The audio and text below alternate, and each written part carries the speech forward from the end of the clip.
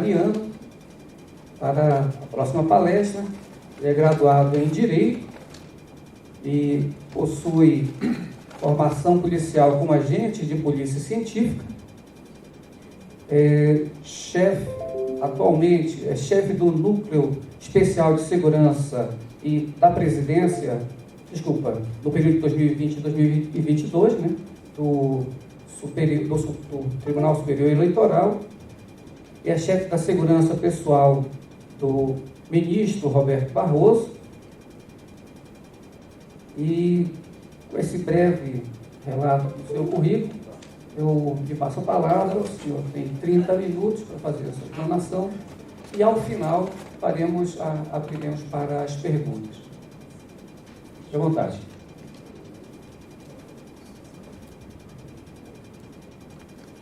Agora está funcionando. Aqui, tem esse aqui. É esse? A mesma coisa? Pronto. Bom dia a todos. É um prazer, uma satisfação estar aqui hoje. Eu sou, só continuando aqui a minha apresentação, eu sou coordenador jurídico do Sindjus DF e coordenador geral da Associação dos Policiais Judiciais do Distrito Federal. E pela minha vida de associação, de sindicato, e o Laércio aqui, nosso companheiro de luta, sabe muito bem que reunião do sindicato, normalmente você chega com 9 dúvidas e sai com 10, eu tenho a prática pessoal de não repetir coisas que os outros falaram. De modo que, muito obrigado, estou contemplado já.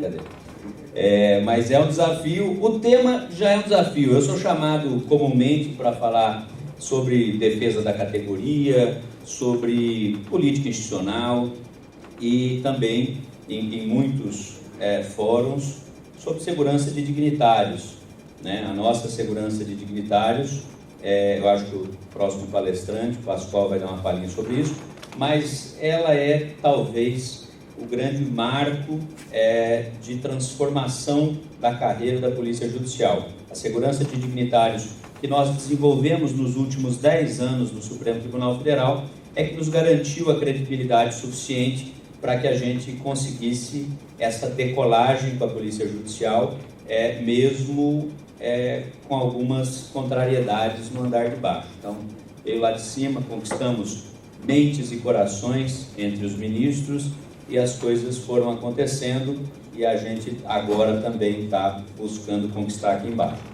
De modo que falar sobre governança como eu disse, um desafio, falar depois do Dr. Nísio e do Coronel Lemes ainda mais. Então eu vou me ater mais a um ponto específico e vou pular a parte conceitual que eu iria fazer. Bom, essa aqui é uma breve apresentação das minhas experiências. Essa foto eu tirei um pouco mais cedo aqui, antes de vir para cá. Mas essa foto eu gosto de colocar sempre nas minhas apresentações, porque ela é a prova do desgaste da vida do policial, né? E estavam falando de sobrepeso aqui um pouco antes, eu falei, já estou contemplado nisso também. Mas a verdade é que a nossa atividade é extremamente desgastante, física, mentalmente, e a gente vive um nível de estresse muito acentuado, né? Tanto nas questões operacionais como nas questões políticas. A gente acaba tendo que se defender com unhas e dentes a cada dia. Nós matamos aí um leão por dia. Um dia uma SGP que está pegando no pé, outro dia é um chefe que está... Enfim, a sobrevivência nossa é garantida a cada um dos dias. Então, essa foto me lembra isso, que eu já fui isso aí. Pois bem, eu estou há 14 anos no Supremo Tribunal Federal, também circulei em outras áreas, né? Estive na Justiça Federal de Primeira Instância, onde tive a honra de fazer a segurança do Dr. Odilon de Oliveira, um juiz federal que ficou por mais de 20 anos ameaçado pelo narcotráfico, ameaçado por grupos muito violentos e que, de fato, queriam a cabeça dele. Eu sou nascido na fronteira do Brasil com o Paraguai e vivi a história do Dr. Odilon pessoalmente. Então, sei como funcionava o crime organizado naquela época e sei que para você montar uma sorveteria na minha cidade, lá em Amambai, você eventualmente precisava de autorização de algum líder criminoso. Depois que o Dr. Odilon de Oliveira chegou, iniciou esse trabalho no Mato Grosso do Sul, o Estado voltou a funcionar, né? Importante que se diga, o Dr. Odilon só conseguiu fazer isso porque chegou até a ser atacado. O Dr. Odilon tem histórias curiosas, até mesmo a ONU chegou a fazer uma homenagem a ele pós-morte, acreditava que ele tinha morrido, mas ele só conseguiu fazer isso graças à segurança institucional, graças à proteção que ele teve, né? Obviamente que no momento principal dessa vida dele foi a Polícia Federal que fez, mas assim que nós nos organizamos, assim que nós tiramos a cabeça da terra, nós também compomos a segurança de dignidade do Dr. Odilon, a proteção de autoridade do Dr. Odilon, e isso fez uma grande diferença. Então isso é uma prova de que o nosso trabalho, ele afeta diretamente a sociedade, né? Às vezes, há quem diga que nós somos atividade meio, mas nós somos atividade do garante, nós garantimos essa autonomia e independência, de modo que eu costumo dizer que a minha dedicação de vida é garantir a independência e a autonomia do Poder Judiciário por meio da consolidação da sua polícia institucional. Essa breve introdução que eu gostaria de fazer, bom, a ideia de que polícia não é sinônimo de segurança pública nos parece muito óbvia nesse fórum aqui, mas eu poderia dizer, e acho que os colegas mais antigos sabem, que isso há 15, 20 anos atrás era uma heresia, né? E ainda hoje há quem acredite nisso ao ponto de entrar com uma ação de inconstitucionalidade contra uma polícia institucional. Então, para nós isso é um conceito simplista, mas isso foi construído ao longo dos anos e houve muito debate doutrinário, houve muita produção, inclusive produção científica sobre isso. Temos artigos publicados sobre isso, em especial eu sempre cito o artigo do nosso colega Marcelo Schettini, em conjunto, né, Marcelo Schettini, policial judicial, e secretário de Segurança do Supremo Tribunal Federal há 2 mandatos. Ele fez esse artigo junto com o delegado federal Rogério Galouro, também um ex-diretor-geral da Polícia Federal, e o artigo é intitulado Polícia Judicial não é Polícia Judiciária, porque sempre havia esse tipo de demanda, esse tipo de dúvida, e agora, especialmente agora, que nós estamos militando no Congresso Nacional pelo PL 2447, né, que está transpondo a proclamação do Poder Judiciário por meio da Resolução 344, nós estamos transpondo a essência disso para a legislação da nossa carreira. Provavelmente vocês seguirão exatamente o mesmo caminho, né? Porque esse é o caminho natural, né? Então, nós estamos fazendo um trabalho no Congresso, fizemos uma audiência pública no Congresso para dizer o óbvio. Não somos segurança pública, portanto não precisamos, não queremos e nunca vamos estar no rol taxativo, e concordamos que é taxativo, do artigo 144 da Constituição Federal. Então, não é este o caso. E não há que se confundir a polícia judicial com a polícia judiciária. Isso não quer dizer que o Poder Judiciário não tenha poder de investigação. Sim, as investigações de foro privilegiado, todo mundo sabe, isso é uma competência privativa do Poder Judiciário, né? As autoridades com foro por prerrogativa de função são investigadas, né? Quem preside a apuração, quem preside o inquérito é um ministro, no caso, se for parlamentar federal, ministro supremo, se for governador do estado, ministro do STJ, né? Enfim, tem o foro todo aí. Então, mas não somos nós que presidimos, não presidimos esse tipo de investigação, está somente no escopo das nossas competências a execução de ordens, né, por parte dos magistrados e a proteção, a garantia que essas ordens sejam cumpridas no acompanhamento dos oficiais de justiça, que são nossos colegas longamanos da magistratura.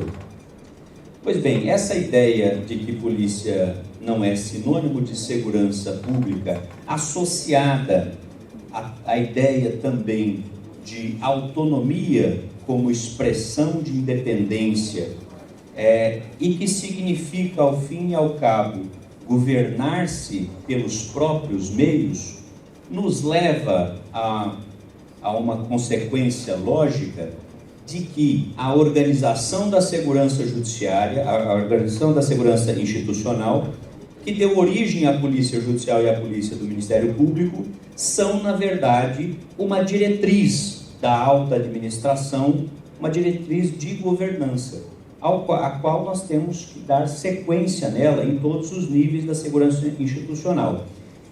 Eu não gosto de falar sobre criação, eu sei que isso é comum, colegas falam, autoridades falam, a criação da Polícia Judicial, isso parece um pouco com inovação, né? Mas nós entendemos que não há inovação na Polícia Judicial, assim como também não há na Polícia do Ministério Público. O que houve foi uma forma de organizar essa força de segurança. E essa organização se deu pela delegação do poder de polícia, né? No Supremo Tribunal Federal nós tivemos um preciosismo, um detalhe importante, né? Que os ministros entenderam que o poder de polícia não poderia ser delegado, mas o exercício dele sim. Então é como se a gente tivesse uma procuração com reservas de poderes, né? Então nós recebemos a delegação do exercício do poder de polícia. E essa delegação do exercício do poder de polícia fez organizar uma força policial, né, do que já era intrínseco ao Poder Judiciário e ao Ministério Público. O poder de polícia é intrínseco a essas instituições, né? Eu não vou tocar nesse assunto aprofundadamente, porque o Pascoal vai falar com muita propriedade. Mas essa delegação, ela se dá, isso é importante que a gente tenha em mente sobre o tema da governança, que ela não foi feita porque o Igor é gente boa, porque o Laércio é um cara legal e fica bem com essa barba, bem aparada. Não foi por isso que foi feita a delegação. A delegação, obviamente, que está no caminho da eficiência pública. No caminho da eficiência pública, prevista lá no artigo 37 da Constituição Federal. Só um detalhe histórico aqui: quando o Supremo Tribunal Federal chamou a discussão para a aprovação dessa delegação, então isso foi levado a uma sessão plenária no Supremo Tribunal Federal, tivemos manifestações de vários ministros, mas uma manifestação curiosa do ministro muito querido por todos nós da Polícia Judicial, o ministro Marco Aurélio, hoje na inatividade, mas foi um grande ministro do Supremo, esteve por muito tempo no Supremo Tribunal Federal. Disse o ministro Marco Aurélio: bom, agora se o presidente tiver que cuidar da portaria, nós estamos prejudicados. Então, nas palavras dele lá, ele disse mais ou menos isso. Ou seja, tem que delegar, isso é um imperativo, né? Inclusive um imperativo constitucional de organização, de governança. Então, a delegação, esta organização, né, muito embora cada um de nós tenha colaborado para isso, e nós vamos ver que a credibilidade, a confiabilidade são elementos da governança, e nós nos colocamos nesse patamar por meio de treinamentos, por meio de organização, por meio de dedicação, né, por meio da nossa lealdade, que nós somos extremamente leais. Nós estamos aqui num grau de altruísmo, eu digo diferentemente de outras forças policiais no geral, não estou falando especificamente, mas a verdade é que nós lutamos muitos anos para trabalhar. Lutamos para trabalhar. Era muito mais cômodo ter cruzado os braços. Era muito mais cômodo dizer: a administração não quer, paciência, eu já sou concursado. Mas não, nós lutamos, nós mostramos que a gente podia fazer esse serviço, nós mostramos que a gente dava conta. E foi essa credibilidade que acendeu na administração a possibilidade de caminhar por essa diretriz de governança que foi a organização em polícias institucionais. Que, diga-se de passagem, era um sonho muito distante há pouco tempo atrás. Bom, dito isso, e acho que nós, e aí todas as polícias sabem disso, e o coronel falou muito bem quando disse que somos iguais, é porque o poder de polícia, ele é talvez a manifestação mais grave de coerção do Estado em uma democracia constitucional como a nossa. É por meio do poder de polícia que direitos e liberdades individuais, tratados como fundamentais e tratados mais ainda como cláusulas pétreas da Constituição Federal, ou seja, o fundamento da nossa democracia, elas podem ser restringidas. Obviamente que mediante critérios rigorosos previstos na lei e também sempre em prol da coletividade, do bem comum. Mas é fato que nós temos o direito de ir e vir, estar e permanecer, mas o agente público dotado do poder de polícia pode mandar que você pare.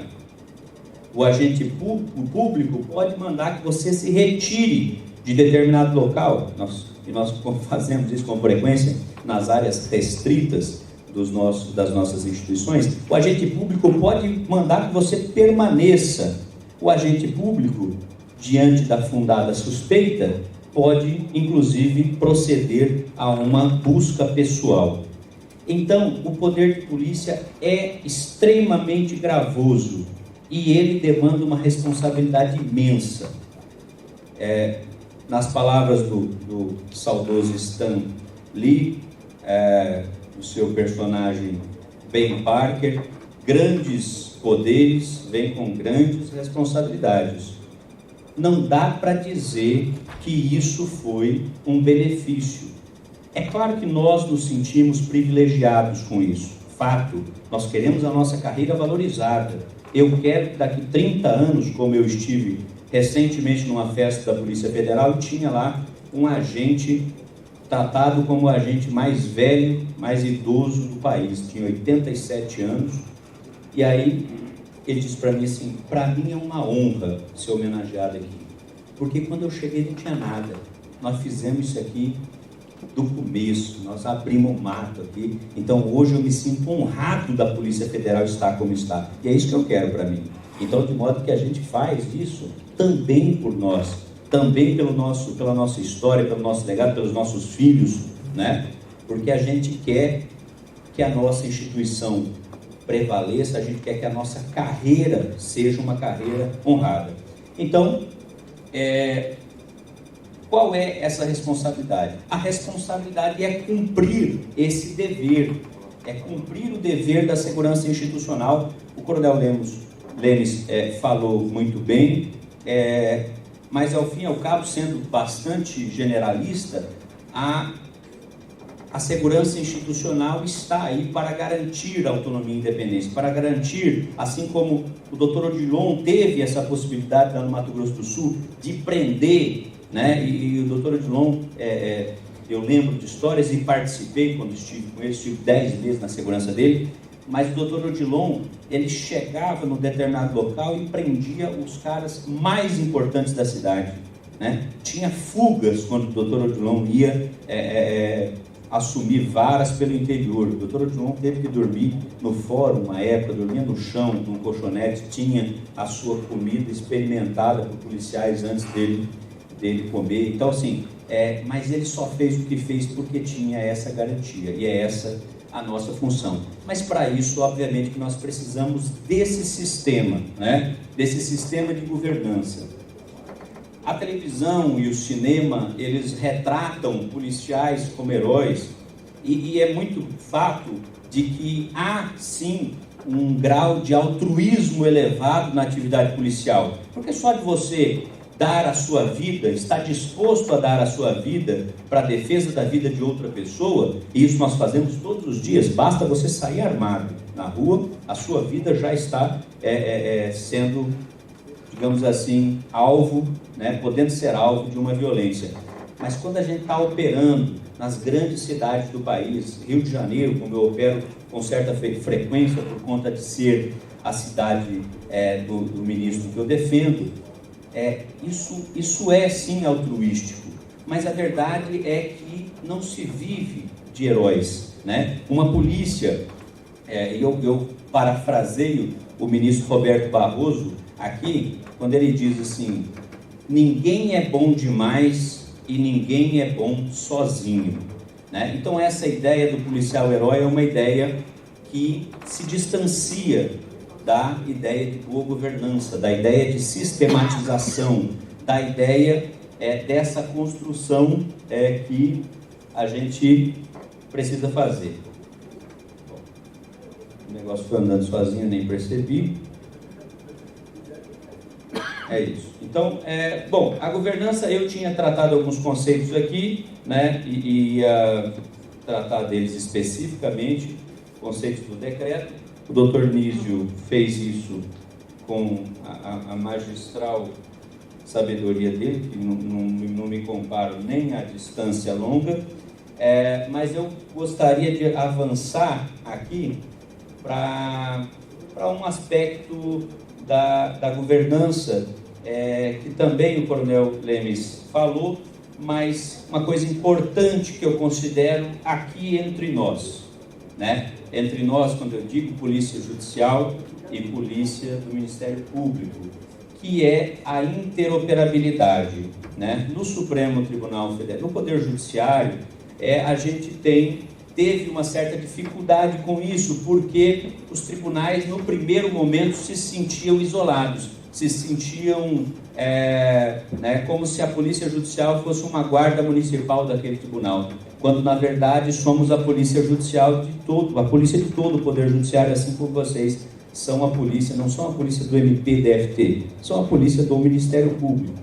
E assim como é necessário a interoperabilidade com vocês, né, para atuação de proteção de dignitários, proteção de autoridades, para a segurança em grandes operações do Ministério Público, também há de ser em um futuro próximo entre nós.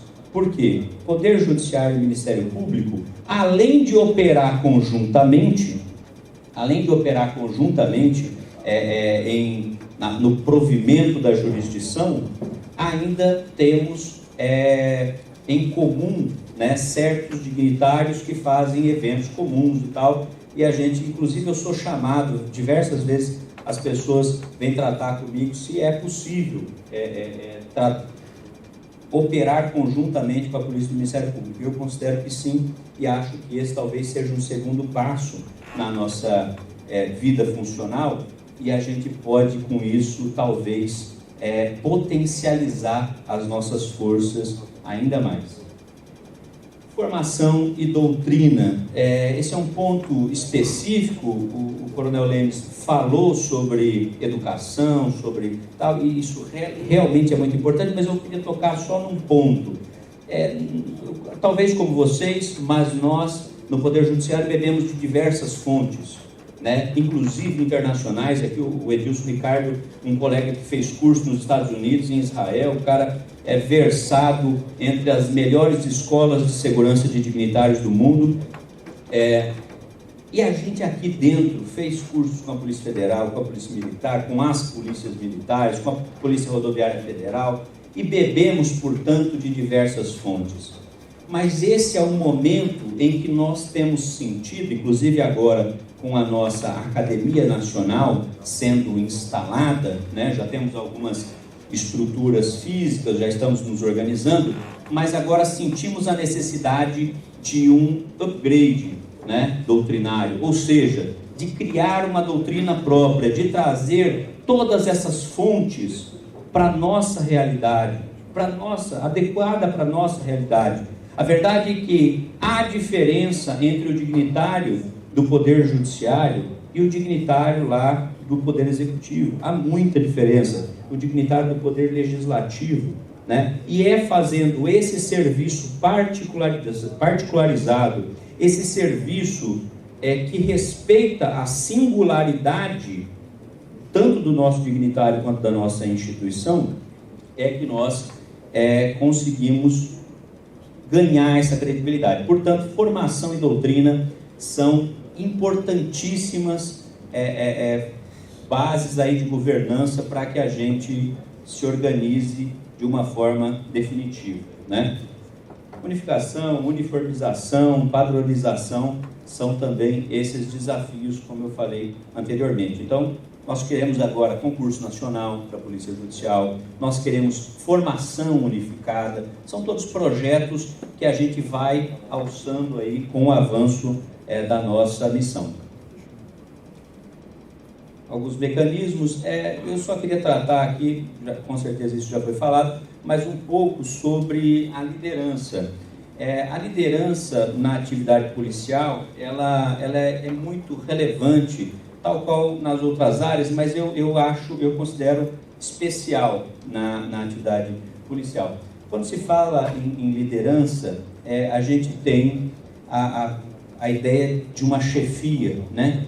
E de uma chefia que seja alinhada com as prioridades da alta administração. Por óbvio que todo mundo aqui sabe o que deve fazer, as suas competências, as suas atribuições, nós conhecemos a nossa realidade. Mas a liderança policial, institucional, especialmente no nosso caso, ela deve conhecer em detalhes as prioridades da administração.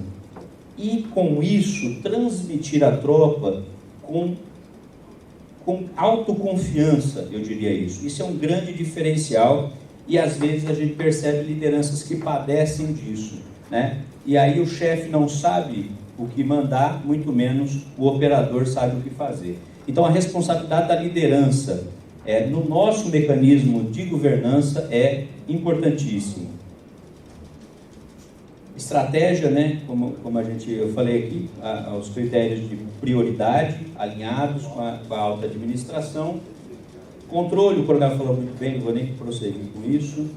Aqui só um tópico que eu gosto de falar nas minhas palestras para a Polícia Judicial. Essa expressão é uma expressão do Cortella, que eu gosto muito, que ele diz assim que aos 12 anos, ele ensinava para os filhos dele, quando os filhos faziam 12 anos, ele ensinava o segredo da vida.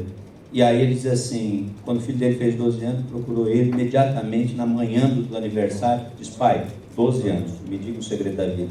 Ele diz: o segredo da vida é vaca não dá leite. Vaca não dá leite. Né? Não sei quais dos colegas aqui que tem alguma proximidade com o mundo rural. Eu nasci, cresci na fazenda, mas a vaca, você tem que apartar o bezerro no final da tarde do dia anterior, separar. Na manhãzinha você tira a vaca, né? Pelo menos lá na nossa fazenda, amarrava o bezerro no pé da vaca para a vaca soltar o leite. E aí tirar com a técnica, porque não é qualquer um que consegue pegar e tirar ali. Então vaca não dá leite, né? Tudo para a gente é construído com luta, tudo é construído com muito suor, com muita dedicação. Então é assim que nós chegamos até aqui e é assim que nós vamos avançar para a consolidação das nossas polícias institucionais. Aqui um breve resumo: PEC 358 frustrada, poderíamos ter cruzado os braços nessa época e não passou. Avançamos para uma consulta no CNJ que foi inovadora com relação à PEC 358, porque a PEC 358 pedia uma previsão constitucional. Na consulta nós já dissemos que havia na Constituição a licença para organizar a polícia, né, no escopo da competência privativa do Poder Judiciário previsto no artigo 96, e chegamos até a delegação do Supremo, que se fez após a sessão administrativa pela resolução 564, e após o Supremo delegar esse poder de polícia lá, o CNJ então tocou a consulta e aí chegamos na resolução 344. Isso aí tem 20 anos de história. Uma polícia para toda a instituição, né? Importante, como eu disse, nós conquistamos os clientes máximos, né? Conquistamos os ministros do Supremo Tribunal Federal, vocês conquistaram os procuradores gerais, né? Os dignitários, mas nós precisamos agora avançar para os nossos outros clientes, né? Servidores, colaboradores, profissionais militantes, visitantes, né? Todos esses são ativos relevantes que um sistema de governança deve levar em consideração. Nós não podemos caminhar para ser uma polícia absolutamente limitada a dignitários. Nós precisamos entender que o nosso escopo é toda a instituição. Marketing interno, importante, aqui deixo aberto, porque os sindicatos e associações podem contribuir para campanhas de divulgação, né? Esses vídeos que o coronel passou, incríveis, altíssimo nível de treinamento que vocês estão tendo, isso precisa ser divulgado, isso precisa ser mostrado, não só para os nossos clientes, também para os nossos clientes, mas não só, mas lá para o parlamento, levar isso para uma audiência pública, mostrar quem nós somos, o que nós fazemos, para tirar aquela velha ideia que surge imediatamente, que nós somos lá uma polícia de ar-condicionado, uma polícia que, né? Enfim, não é isso que nós fazemos. E aí chegamos à apresentação. Qual é a imagem que essa polícia quer passar, né? E é isso, é importantíssimo que a gente construa também uma imagem, né? Conclusão, perspectivas para o futuro. Bom, como eu disse no início, tanto a Polícia Judicial quanto a Polícia do Ministério Público correspondem a uma diretriz de governança. Ou seja, a alta administração, as nossas lideranças maiores, entenderam que isso era o necessário para a manutenção da autonomia e independência institucionais. A organização da polícia própria, né? A organização, a delegação desse poder que estava concentrado nos nossos membros e que haviam delegações pontuais, né? Faça isso, prenda aquilo, haviam delegações pontuais, mas houve a ideia de uma delegação definitiva. E sendo assim, cabe a nós, né, compreender que se é essa a diretriz, o direcionamento, obviamente, é uma autorregência da segurança institucional. O Dr. Nísio e o Coronel Lemes, o coronel, inclusive, é um exemplo disso, mas foi deixado claro aqui a importância das instituições de segurança pública nesse nosso processo de organização. O aporte técnico dado por esses profissionais, né, especialmente aqui o Coronel Lemes, que o currículo dele deixa a gente até envergonhado, mas esse aporte institucional, a história que a Polícia Militar tem, a história que a Polícia Federal tem, a história que a Polícia Rodoviária Federal tem, tudo isso contribui e está contribuindo de maneira muito significativa com a gente nesse momento de organização, sem dúvida nenhuma. Mas, porém, todavia, é óbvio que a diretriz nos leva ao entendimento que vai chegar o tempo, está chegando o tempo, a exemplo do que aconteceu no Supremo Tribunal Federal, que há 2 mandatos, há 2 gestões, temos um policial judicial à frente da secretaria, já tivemos delegado de Polícia Federal, já tivemos coronel de PM, já tivemos brigadeiro da Aeronáutica, já tivemos também cabo da Polícia Militar, já tivemos agente da Polícia Civil, já tivemos de tudo lá. Mas agora houve um entendimento de que aquele local é um local para um policial judicial, né? E assim como a Polícia Federal, depois de Romeu Tuma, que foi o último diretor-geral não policial federal, assim como a PRF, após os últimos generais que comandaram a instituição. Então, nós entendemos que, para cumprir definitivamente essa diretriz, né, no tempo certo e após a consolidação dessa organização, está chegando, entendo que para o Poder Judiciário já chegou a era dos comandos próprios da Polícia Institucional. É isso, senhores. Muito obrigado.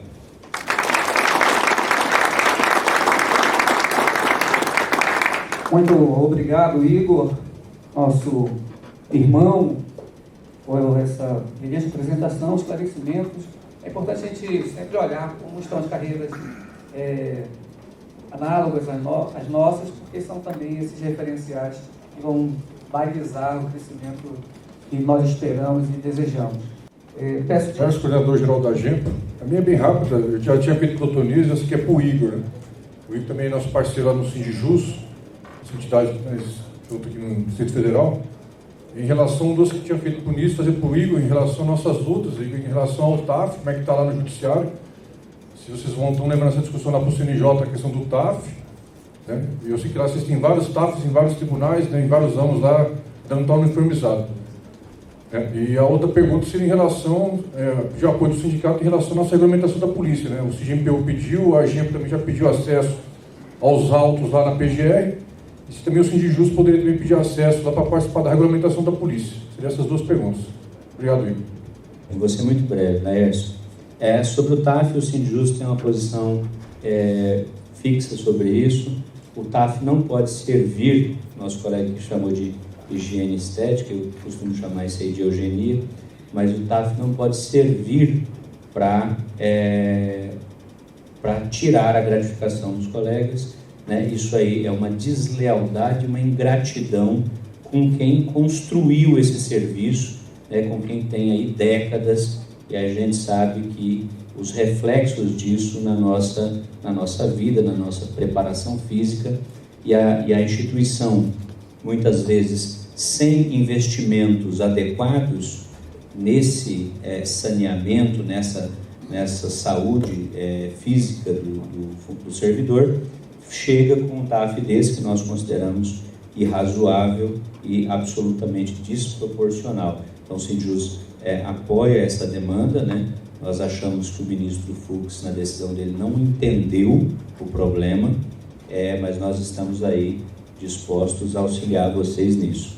Com relação à regulamentação da polícia, eu acho importante que a gente marque uma conversa com as lideranças da polícia, do Ministério Público.